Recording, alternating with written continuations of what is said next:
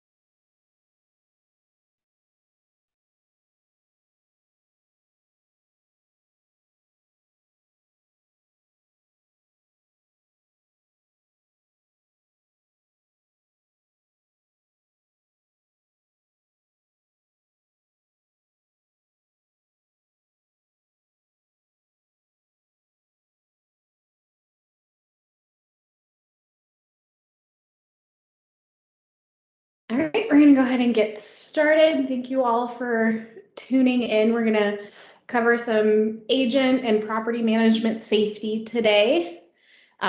So hopefully everybody's ready to be a little interactive. We're going to have some time for some open discussion, get everybody's opinions, what everybody else does to stay safe. So don't be afraid to come off mute and give your 2 cents. So we'll go ahead and get started.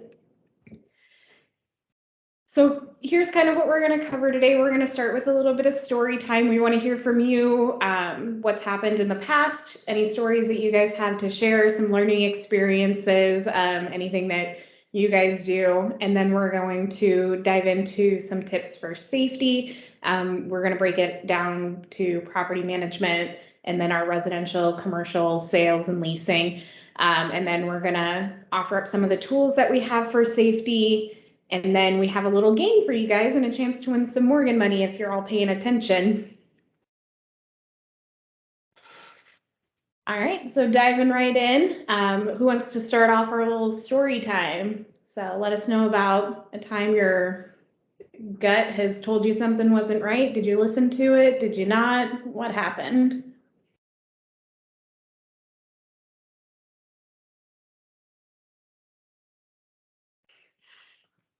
One, two, three, go. I'll start with one, knowing how hard it is to get people to speak up in meetings. I'm happy to help you out. I had a vacant house once that I arrived to for a showing and didn't pay attention to my surroundings when I got out of my car. And then as I started walking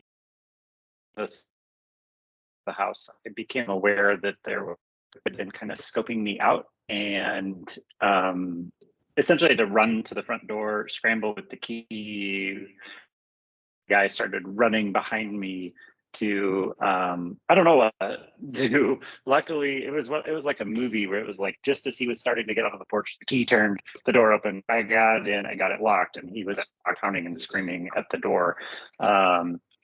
Which involved me also being on a speakerphone in the office. I had called the office while it was happening, or maybe had been on the phone, and that's why I wasn't paying attention.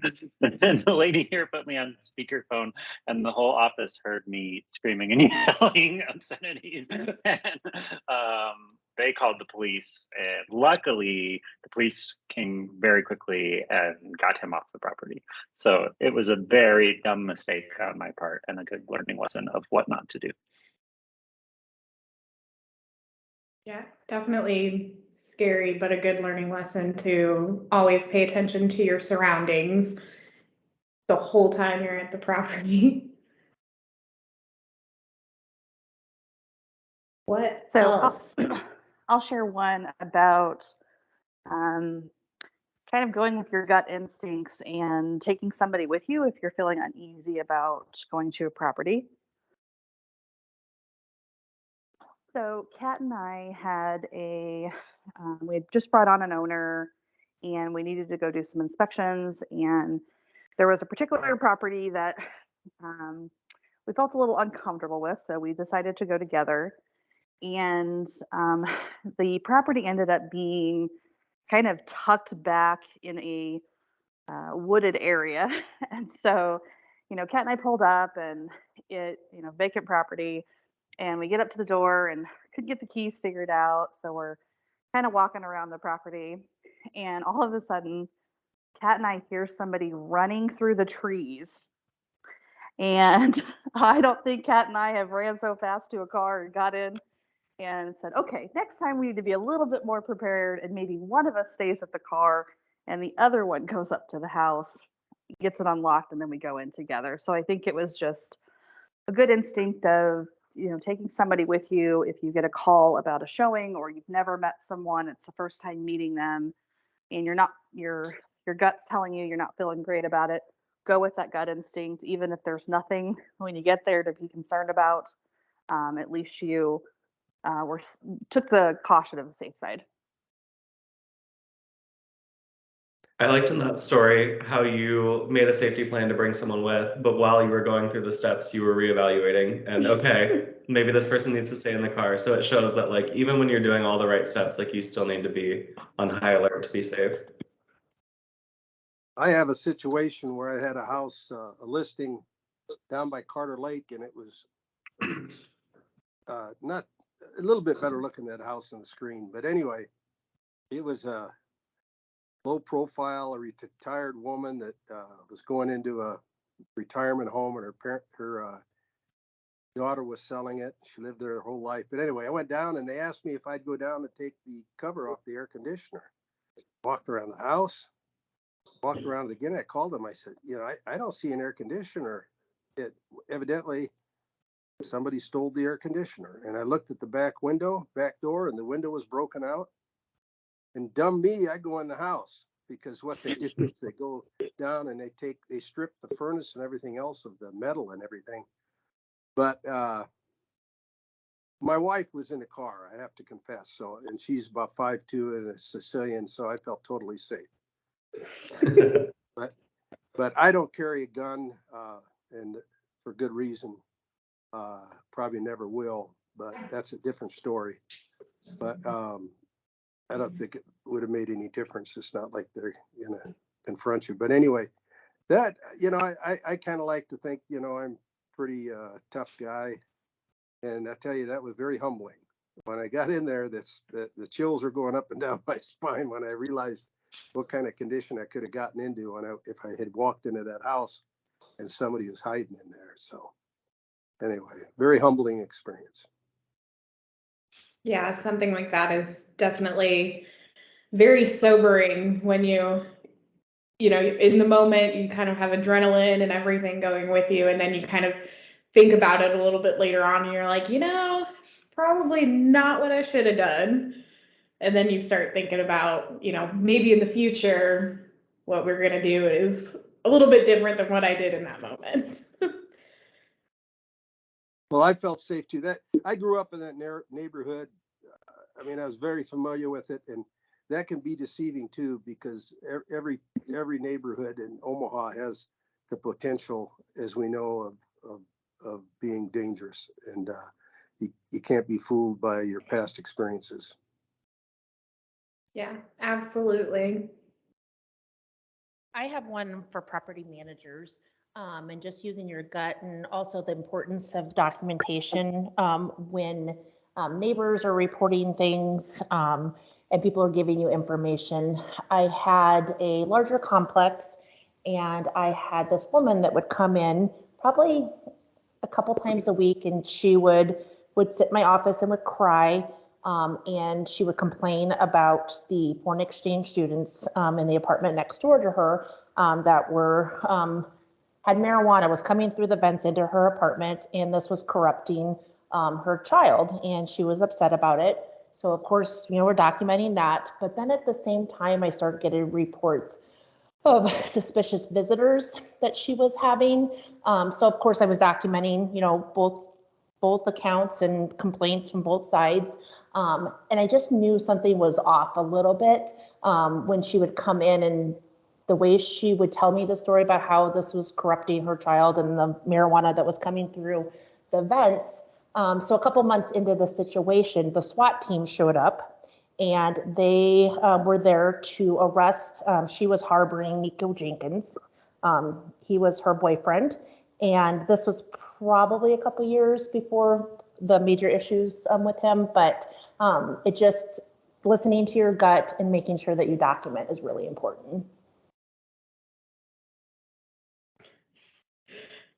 Way to go, Rochelle.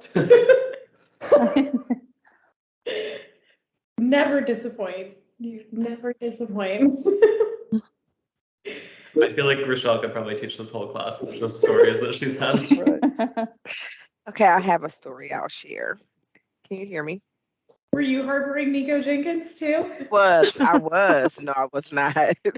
Actually, this is when I was managing another property. And so we had a unit where we were kind of suspicious of, but not really sure. A lot of garages were getting broken into at the time. So we had security like driving around at night. But we had a work order for one of the units. And when the maintenance guys, they kind of went in and called out maintenance and immediately came back to the office and was like, there's a guy there. He's laying on the floor, but he's got a gun by his hand. And so in that situation, we called the police and the police, they're like, is he alive? And I'm like, we don't know. We didn't go in to check. Like, our maintenance guys just got out of there. So the police arrived. He did end up getting arrested. He had warrants. He was an unauthorized occupant. They found other like shotguns and firearms along with a garage full of stolen items. So in that situation, it was good that the maintenance guys didn't like continue into the unit because we don't know what this guy would have did. But apparently he was sleeping, maybe had been intoxicated or had some type of drug in the system. So it could have been a situation where they walked in and something else could have happened. So that story, I guess, if maintenance ever walks in and feels even uncomfortable going into a home, maybe just leaving and saying, we'll reschedule it and, trying another time. Yeah, Angela definitely brings up a good point. We focus these meetings a lot on agent and property management safety, but our maintenance guys, they review this stuff daily because they are entering units of our tenants every single day. And so they really do need to be on watch for this type of stuff every day and know what to do in a split second every day, and then report it back to property managers if necessary, law enforcement if necessary. So Angela, definitely a great point there. All right, great stories, everybody. Which all of this is really going to help further some discussion as we go through here. We're gonna tackle each sector kind of individually, but offering up some more tips on how we can all stay safe, but also offer some really good customer service too. So. And I think one more quick thing to note with those stories is just thankfully it sounds like all of them ended as safely as they could have, and that's a testament to everyone trusting their gut. In those stories, everyone knew something was wrong and did something about it. So I feel like that's a really important thing as we go along, is just always, when in doubt, trust your gut.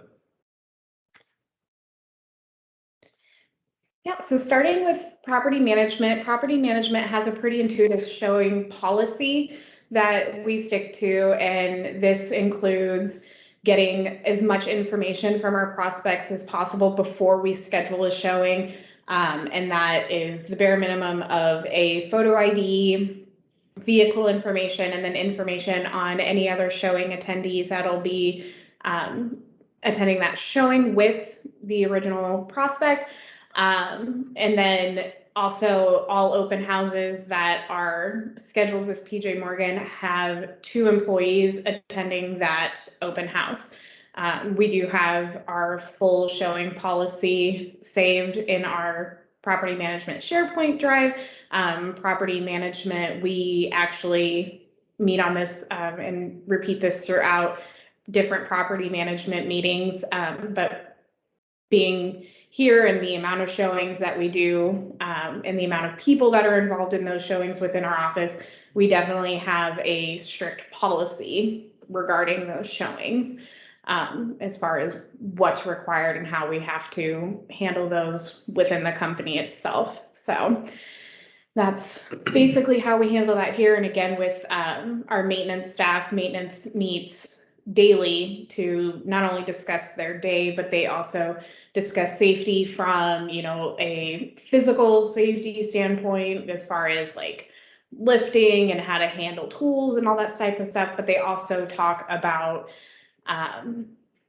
entering units and announcing your presence and verifying with property management that proper notices have been served. You know, that goes a long way. For Angela's point, if we're not serving proper notices, that puts property managers, maintenance staff, support staff, everybody in greater risk if you're not letting people know when people are entering their units. So there's definitely a more strict policy in place for property management that we follow. And for any agents on the call, it might be worth taking a second to read through property management's policy, because there's a lot of things that you can pull from there to keep yourself safe, especially when you're meeting with a new client or a referral that you might not know for the first kind of meeting there. Yeah. And we'll be happy to share that in the chat. Alrighty, so moving on to residential sales, some safety recommendations here. When you are initially meeting a client, it's important to meet them in a public space or even here at the office. Especially with the new office coming, we'll have a lot more conference rooms that you can book out in order to meet clients there. There you would have reception there and all of us to keep you safe. Or if you can't do that, meet in a coffee shop or even meet at the bar or brewery for a quick happy hour, that kind of thing, rather than going to a vacant property with these people that you've never met before. And then hosting open houses, have another person attend. That's a big thing with property management, is always having 2 people attend. But even in a residential open house, you could have your husband attend, you could have someone else, another agent. It's an opportunity to maybe bring in another agent that might want some help. You could mentor them there, or just have anyone there. As long as they're not acting as a real estate agent, they can be with you at the open house. And then another important thing is safety buddies. When you're doing this, you're doing it alone most of the time, but even if you've met the person, it's important that other people know where you're going. So every time that I have a showing, I always text Amanda where I'm going. On the calendar invite, I put the phone number of the person that I'm meeting, and Amanda has my location. So if I don't get back to the office in 45 minutes or so, she knows to be on the lookout and track me down and keep me safe. So it's important that someone knows where you're going. Doesn't matter who it is, just that you're not going to a random house without telling anyone where you're going. I feel like we have a really close-knit office around here, so everybody should feel confident in reaching out to somebody within the office, another agent. I know pretty much anybody here would be happy to be somebody's safety buddy. If you don't currently have one, reach out to Susan, reach out to Scott, reach out to Amanda, reach out to me, Kara, Rochelle, anybody. We're all happy to be somebody's safety buddy. Just text us, let us know where you're at, let us know when you're going. We're more than happy to do that.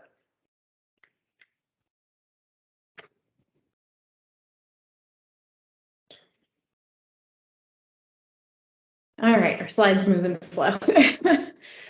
So here's a few safety tips for your sellers. These are just a few things that you should probably be letting your sellers know when they are putting their houses on the market. Bob had brought up initially, he had an AC and a whole HVAC system switched, just completely stripped of everything. Unfortunately, there's not a ton that you can do about that. That goes a long way to kind of checking your properties regularly. But, you know, if people are going to do bad things, a lot of times there's not a lot we can do about that. But for properties that are not vacant, it's going to help to put away some valuables and remove all personal photos prior to listing the home. Anymore, you guys see it. I mean, we all kind of do it. You get online, you just look at houses as more like a pastime for people nowadays. And so we like to do it just for fun.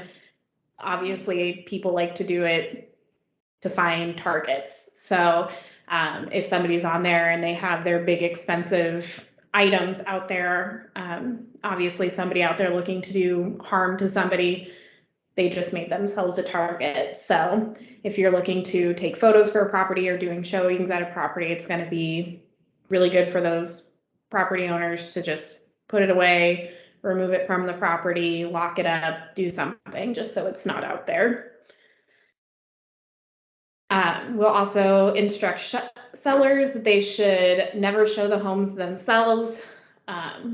This also can go really far with digital scams, anything like that.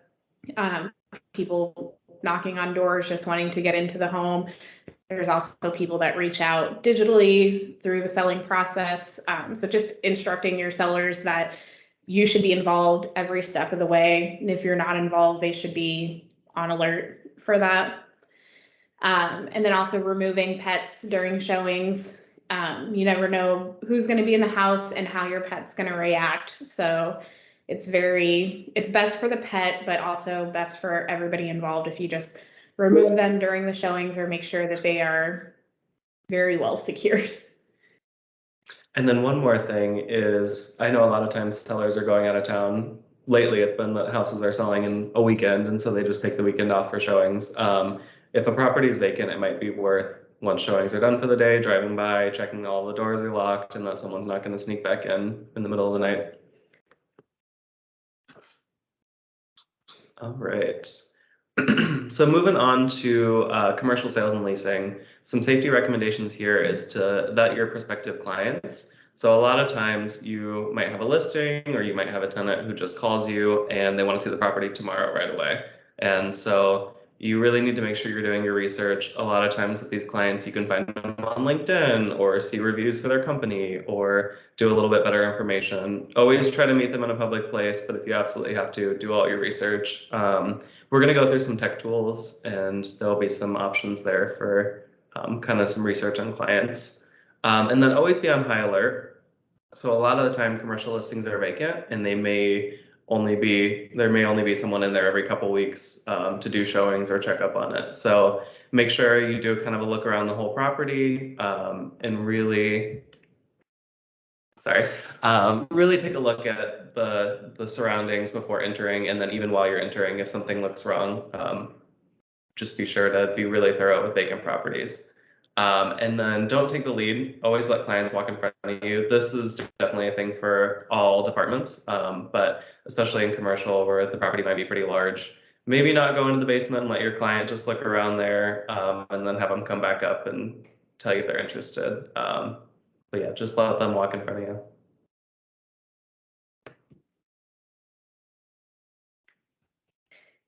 So there's several different tools out there that agents can use. One of the ones that we've been talking about a lot lately that we encourage everybody who is licensed to use is Forewarn.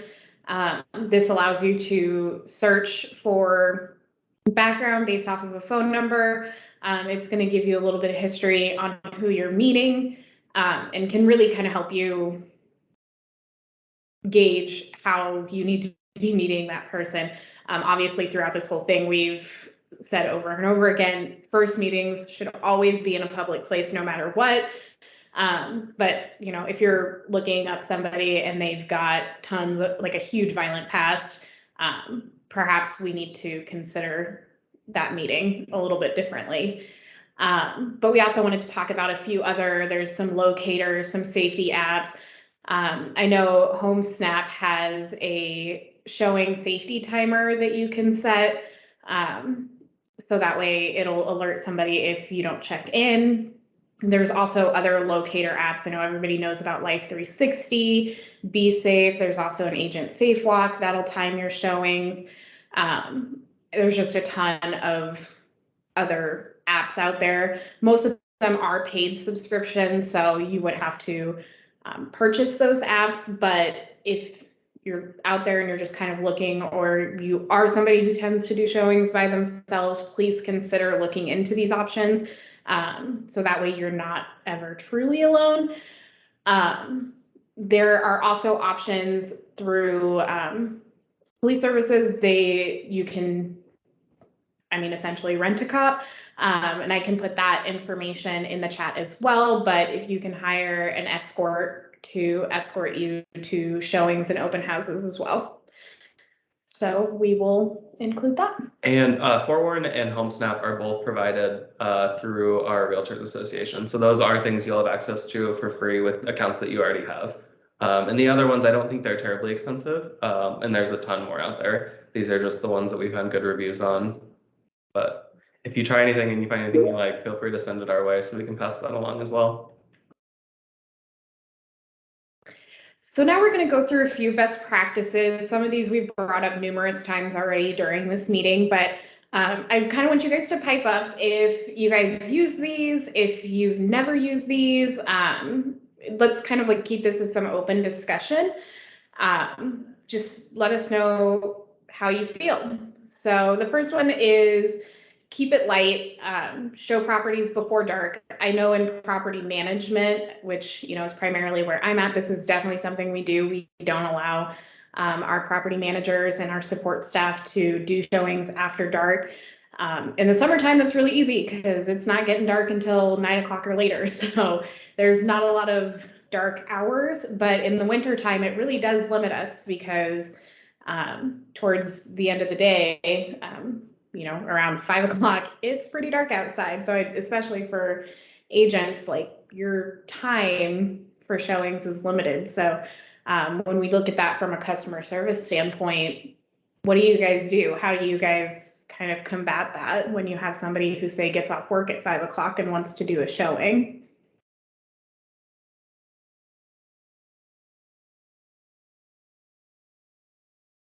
I think it just depends on the person. If it's someone that I know well, then I'm not too worried about it being dark or not. But if it was a new person, then I would either say we need to reschedule during the day or make sure that I have someone come with me. I think that's great advice. Yeah, if you know them, family members, close friends, yeah, I'd say it's probably pretty easy. But to Kara's story earlier, it's not necessarily the person you're showing, but somebody hiding in the trees. So definitely bringing somebody with you is a fantastic idea. Scott had mentioned the next one earlier, bringing up the rear. So as you're walking the property with somebody, always allow them in front of you. They recommend not going into unnecessary spaces like attics or basements, and just letting your prospects go and see those spaces and then kind of asking qualifying questions once they've returned. And going along with this one too, it's important to not have your back to the client, but also sometimes I wonder about the front door as well. So like if you're not locking the door behind you, I always try to keep an eye on anyone that might try to slip in, even in commercial spaces too. Yeah. One of the things that I always did when I was hosting open houses and property management is when if the house was vacant and so we were able to let people just kind of meander through the house, I would set myself up basically near an entrance. So most of the time there was like a sliding glass door or something towards the kitchen. And so that was kind of where I would center myself with the door unlocked, or something like that. So that way I had a good exit point, especially with numerous people coming in and out. So that way, no matter who came in or what scenario we were in, there was a good exit for myself. So we've talked about this last one of checking in. When you have a new client, try to meet them in a public place, either the coffee shop or an office or anywhere like that. We've mentioned that countless times throughout this whole presentation here, but it's because it's probably one of the most important ones. Make sure you get a good feel for who you're meeting. And if you have a bad first meeting in public, it might not be the client for you if you feel bad vibes there. So who has a good meeting spot that they want to offer up? So our office is currently in transition. We're running out of space here. So we're looking at coffee shops. So does anybody have any spot that they typically use? We have a beautiful second office in Elkhorn that we could use for a meetup spot. Yes, that is great. We also have a wonderful space downtown in the Ashton building that is a public space Wonderful spaces. It's a good shout out there. I love it. I've met a few people at Stories Coffee on 114th and Dodge, because I feel like that's about as centrally located as you can get for anyone. It's close to the office, and it's a really good place to meet, and they have good coffee.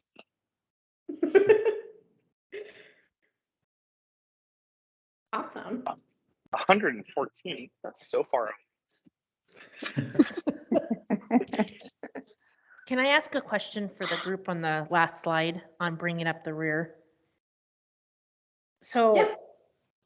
I feel like for years I've been doing this dance with people, and sometimes they feel uncomfortable, and as we're doing it, and they keep trying to get behind me just innocently.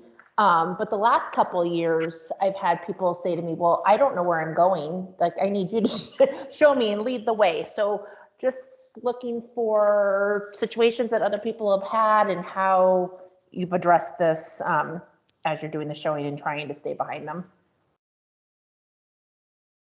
Yeah, that's a great question. So, I mean, I think the property managers on the group probably should have some really good input to that.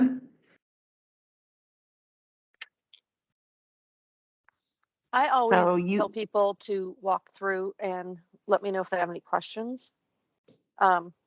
Especially if it's someone I don't really feel comfortable with, or I'm kind of on alert, so to speak. I'll always kind of hang out close to the door, and I'll say something like, "Well, I've got another couple coming. I'm going to keep an eye out for them, but go ahead and walk through and let me know if you have any questions." Something like that.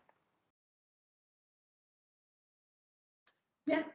And one of the things that I usually start off kind of with my showings is like directing them while holding the door for them as I let them in. So I'm like, oh yeah, if you go to the left here, there's the living room, and then kind of direct them from behind. So knowing the layout of what you're showing really helps with that. So, you know, up here to the right is the kitchen. If you go upstairs, you know, we have 3 bedrooms over here and this, that, and the next. Otherwise, you do kind of run into that where they kind of don't know where they're going. So being knowledgeable about the property kind of helps because you can sort of direct them vocally without having to lead them. I feel like I always default to like the HGTV like gesture over and try to get them to take the lead there. Those are good ones. I do that. I'm just wondering if anybody else has noticed that people, not weird, but they feel sometimes uncomfortable as we're doing it. I think it is kind of awkward for everybody. And I think generationally, it's a little bit awkward anytime you have like a face-to-face transaction anymore, because they, you know, it's kind of like that, what do I do with my hands syndrome. So that's, I guess, on us as agents and property managers to kind of take the lead there and to instruct them on how it's going to happen. So, you know, go ahead and take a look around, or, you know, if you step this way, or, you know, somehow verbally express how we want that showing to go. I think Great advice. From an event perspective, it's a little bit interesting. We have larger spaces typically that we're walking people through, but we're almost always outnumbered because they want to bring everybody they know to see their possible wedding venue. And so something I really try to do is I try to neither be ahead or behind, because they kind of won't walk through in that setting. They're expecting you to guide them. But I try to just walk in step with the group and keep it that way. And like, I do a lot of big gestures of like, we're going to go through this store here, and someone will take the lead usually and kind of go in front. But that's been really helpful for me. Yeah, I think that adds like a whole different layer to everything when you're talking event spaces. It's kind of a mix with like the commercial spaces, but you're throwing a bunch of people in there at one time. So it's kind of like how, yeah, a whole different layer on everything there. All right, we'll do a couple more best practices here. So this is another one I was talking about before, touching base. Always let someone know where you're going and when you expect to be back. It's really not an inconvenient thing. It's just one text to let someone know you're going to be on high alert. They'll be on high alert that you should be expected back somewhere. Yeah, And then also picking up some self-defense skills. Basically for this, find something. We all know that there's different things throughout the metro area, but just knowing a few basic self-defense skills, because you just want to be prepared if it ever did happen. You know, we always want to be prepared for that worst case scenario. There's tons of different classes that you can sign up for, just in case. Really quick, one thing that I do is if you have a key fob that's where the key like pops out. I don't know if this one does it, but if I'm going somewhere and it's dark, I usually pop the key part out and kind of hold it in my hand like this, so like that sharp part of the key is out. So then you always kind of have something. So if you have to strike somebody, then you've got kind of a weapon right there. So I do that even when I'm going in the house, like at my apartment or anything, and it's dark, because I'm always paranoid sometimes. But I just kind of keep a key just like positioned in my finger until I get in the house. So if I have to hit someone, like I got, you know, it'll make an impact. Use what you've got. We'll kind of cover it later, but if you are ever in a situation and you choose not to carry a self-defense weapon, keys or anything like that are a great substitute. A few other best practices. So you take the wheel. It's pretty common now that most people drive themselves to a showing and drive separate from their prospects, and that's basically recommended. So that way, if ever anything happens, you're not locked down to somebody else's vehicle, or you're not leaving anybody else behind or anything like that. And that also leads into the second one here of don't get parked in. So we always recommend parking on the street, making sure that you're not giving somebody the chance to trap your vehicle. So if you do have to get away, you have that opportunity in your vehicle and you're not left, running down the street. And then this last one, choose flight over fight.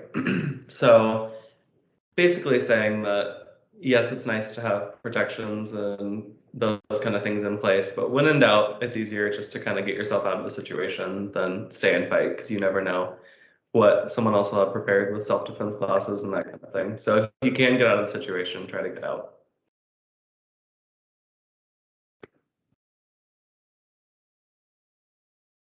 We've got a few more, so covered this one a little bit earlier as well, but plan ahead with escape routes. Knowing your properties is going to be the best way to do this. So knowing where all the doors are, knowing if you get in a basement, how are you going to get out, keeping doors unlocked. I know there was one property that I showed one time where the door, it was one of those automatic key locks, and it would automatically relock after a while. And I was taking photos with Paula, actually, is what I was doing there. And we didn't realize that for a long moment. And we kept needing to reopen the door, and it was locked every time we went to reopen it.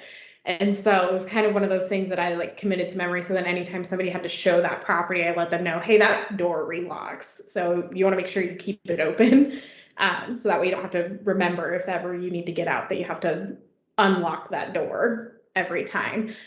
So just those little things to know when you go into your house, like, okay, there's a back door, there's a front door, there's a side door, or maybe there's not, and just knowing how you'd get out. So this next one's a little bit of an extra step, but it's relying on good neighbors. So if you're hosting an open house, go to the neighbors immediately around, and let them know that you'll be there hosting an open house. This is the time, like you can feel free to attend, but also keep an eye out. If something looks a little weird, it doesn't hurt to pop in or just call 911 and get some help sent over that way. But it's a really good one too if the house is going to be maybe on the market for a little while, that the neighbors know and they have your contact information, that if something were to happen, they would know to reach out to you, and you've just got an extra set of eyes in your favor. And the other one is carrying less. Not only does this help against theft of your personal belongings, but it's one less thing that you'd have to think about should something happen, you just don't need anything else on your mind while you're in there. So think about leaving your purse and other personal belongings in your trunk, or just don't bring them, except for your cell phone. You obviously want a way to contact people, but just not carrying all that extra stuff on you. To Ryan's initial story, it's another distraction as well. So just don't look distracted. Don't give somebody a reason to believe that you have something good on you. Just leave it behind. All right, guys. So we put together a little game to get everybody kind of thinking on their toes a little bit. So how this is going to work is we have 5 true or false statements for you. And we want you all to get into the chat, because the first person to get us the right answer into the chat will get the Morgan money. So go ahead and get that pulled up here, and we'll go ahead and get started. So after each statement, we'll go ahead and give you the answer, and we can kind of chat about it. But these are all pulled from the NAR Safety Statistics Report. And they're just statements about that the surveys that were sent out and different ways that agents did or did not feel safe. So everybody ready? Do we have to put it in the form of a question? This is not Jeopardy, Kat. We didn't copy you.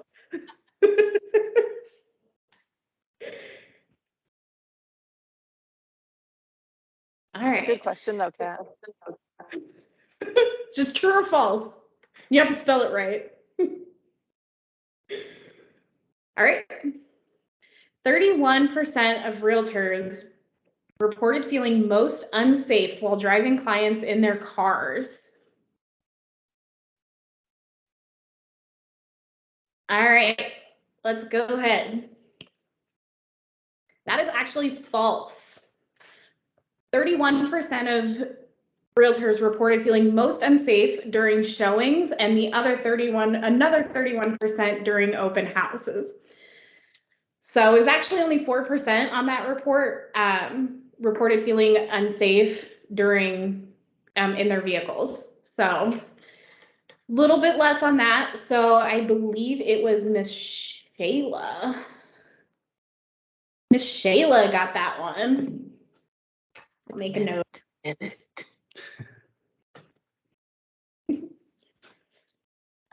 I need a note. There we go. All right. Alrighty, we're gonna move on to the second one here. So true or false? 35% of realtors were likely to encounter crimes after receiving a threatening or inappropriate email, text message, phone call, or voicemail.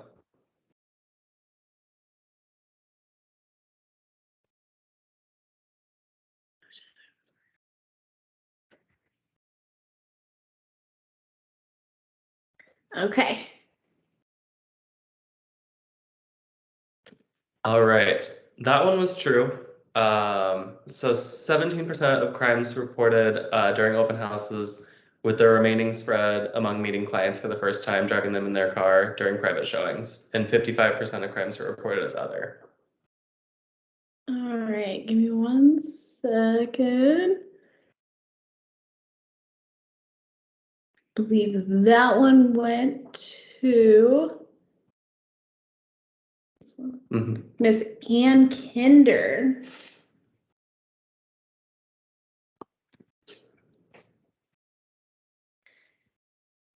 All right. And the next one. 96% of realtors reported having experienced no criminal activity in 2020.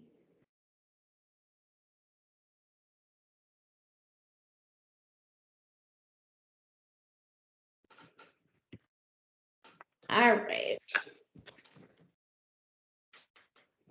That one was true. And that one went to Mr. Brendan. So the remaining 4% of NAR survey respondents were reportedly victims of assault, robbery, theft, and other undisclosed crimes. Of these, the vast majority of incidents occurred at open houses, showings, and in the agent's own vehicles. So with this one, I wanted to clarify, only 4% of people are actually reporting crimes, but we do want to make sure everybody is safe all the time, because these are just 4% of the people who responded and who are reporting these crimes. So it's still very serious, and we still want to make sure everybody is being safe. Alrighty, next one here. So the most common self-defense weapon carried by realtors, according to the NAR Public Safety Report from 2020, was a firearm.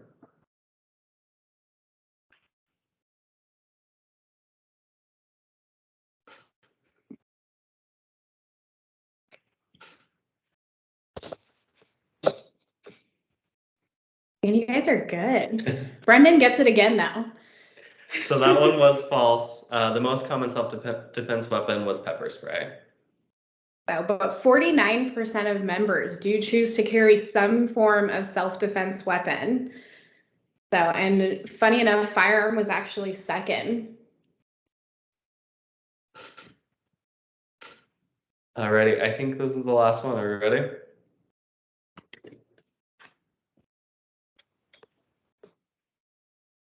"51% of realtors hosted an open house alone last year."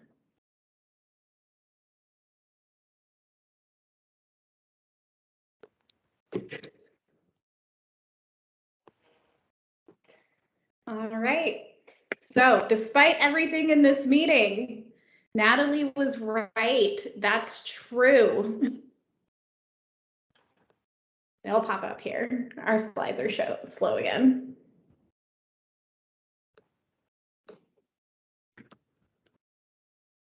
Maybe. It'll pop up eventually. So that is true. So despite us saying, what, 350 times in this meeting, always take somebody with you.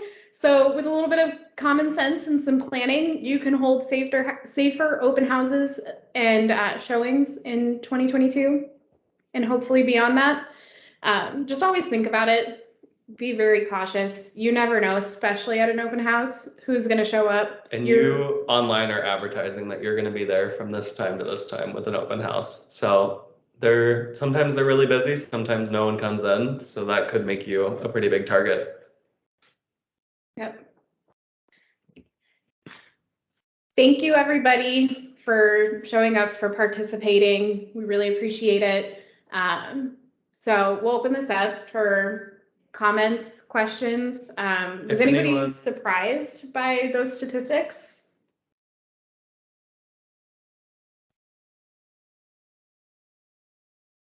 I was surprised that many agents did open houses.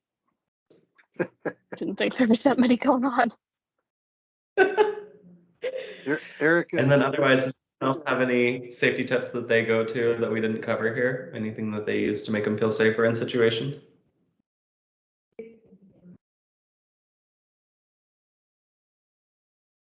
I was just going to add, you guys have kind of covered this, but about keeping the property safe when it's vacant, because I experienced that myself when I had a vacant listing. It was under contract. Seller went back there just to grab a few more things, and all of these things seemed out of order. The garage door wasn't working. The door from the garage to the house was left wide open. Her husband happened to be a cop, so when she called him, he immediately said, "Get the hell out of there. This isn't safe." And they found out that somebody broke in, made a clear way for them to come back that evening and steal all of the appliances, which, I mean, I guess could have been avoided with just a security system, maybe a security camera, something like that. So I think that you should keep your sellers aware of the possibility of that too. Because you did just advertise that property sitting there vacant. It's going to sit there for another 30, 40 days until it closes. So they should be aware to keep the property safe. That's a great point.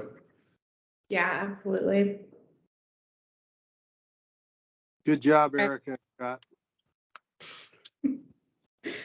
All right, we'll get a couple of those resources thrown into the chat here. So we'll throw in the information on the sheriff's department and getting an escort to your open houses and showings, and then also the property management showing policy if you guys are interested in taking a look at that. All right. All right, everybody, have a good rest of your day. Stay safe.